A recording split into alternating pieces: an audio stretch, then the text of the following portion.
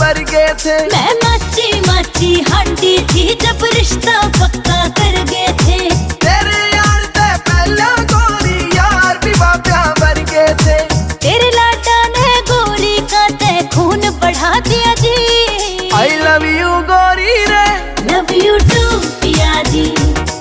I love you